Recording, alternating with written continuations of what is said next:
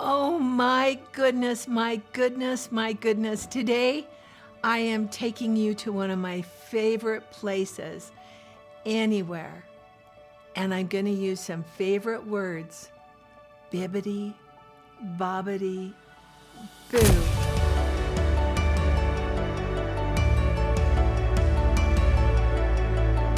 This is the toy room.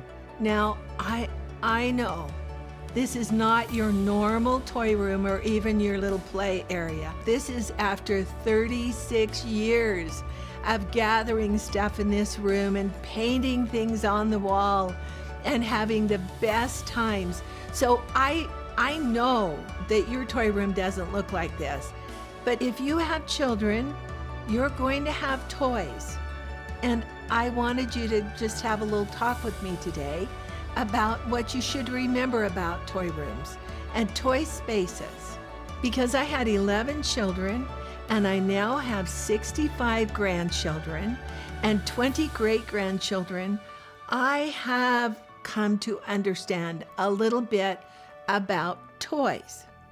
So, number one thing to remember is don't put the toys away from where mommy is, because wherever mommy is the safe place in the house. And if you've put the toys down in the basement thinking that they will go there, that may happen for children who are 6, 7, but it is not going to happen for the little children. They want to be able to see mommy all the time. And as you probably know, they feel like mommy needs to play with them.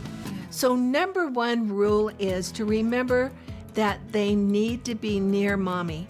Now this means that wherever you are, probably in the kitchen, or if you're really lucky, next to a little family room area, it's going to be really messy.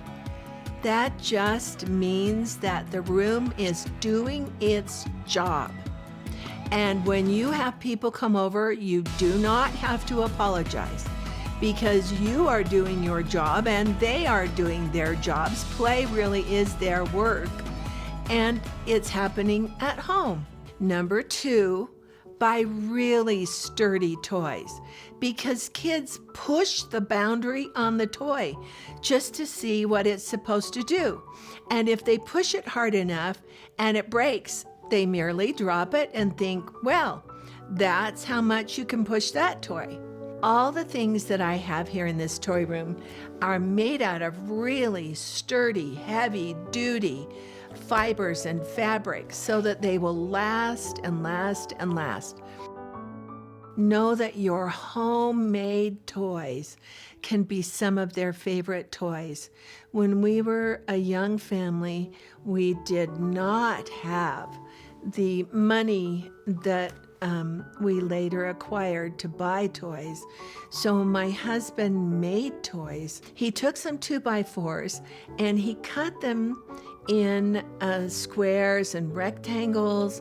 He just made the most wonderful set of blocks, probably 200 blocks, and they did not cost us anything because he had used scrap lumber. I would make little tents out of the fabric that I had, but the majority of the things that we had were made by my husband and myself when the children were little. I actually think that they are some of our favorite toys. Number three, buy enough of any toy. This is one of my favorite toys, I should say. I love these. They're magnetic and they stick together and you can create things. Look at this. It's amazing. They stick all over the place and they're really fun to play with. Unfortunately, in every box that you buy, you may get 20 pieces. The truth is, you can't do anything with 20 pieces. You need to give them enough of a particular toy that they can actually do something with it. So that's one of the hints I've got for you. The other thing is, if it's not good enough for mom or dad to play with it, it's not good enough for them to play with it. So if you think you're going to undo something and put it on the ground and let them play, no, You have to play with them at least the first several times that you play. The best toys in the world are those that help them create something or use their mind. You will notice that in this toy room, there are no screens. We have a wonderful little stage that we made out of some leftover flooring, but that stage has been the stage for fairy tales and amazing plays. You know, the plays that you get a ticket for and they're not quite sure of how the play finishes yet. I bought secondhand clothing and a lot of scarves, and we put them up, and my goodness, they were pirates and princesses.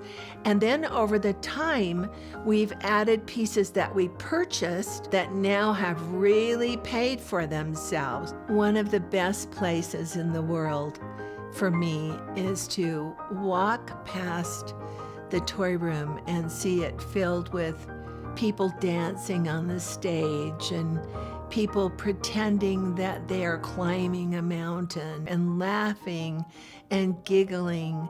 It's the best thing in the world. A good toy room, a clean space, is a valuable thing in your home. It is not an art area. I do not have my scissors and my pencils and glue and papers and crayons in this area, because if I did, there would be drawings on the walls and other things that would be done with art supplies. So the art supplies have to stay close to the kitchen table. And there is nothing more beautiful for me than a kitchen table that has a little crayon on it. It just means that people are being very creative.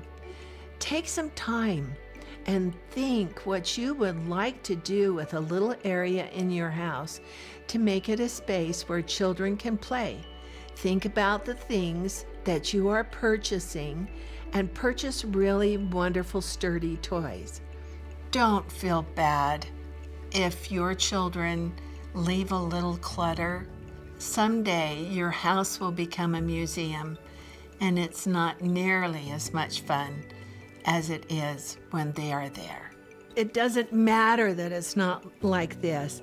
You can have a basket full of their things that's put away carefully, but that when it comes out, it's okay that it's out. Maybe you need to bring in a cardboard box and let them play with a cardboard box.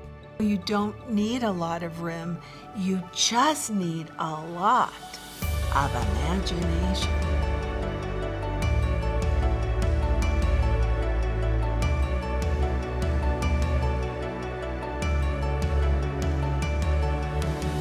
I'm just crazy about you. One of my favorite rooms in our home is the toy room, because it's the place where I get to participate with the children in play. I love it. It's really a wonderful time because they are so happy to have a playmate, and it's me. So if you know someone who needs to enjoy the spirit of play, send this little piece to them. Share it with them, because maybe it will remind them how amazing and magical this time is with a child.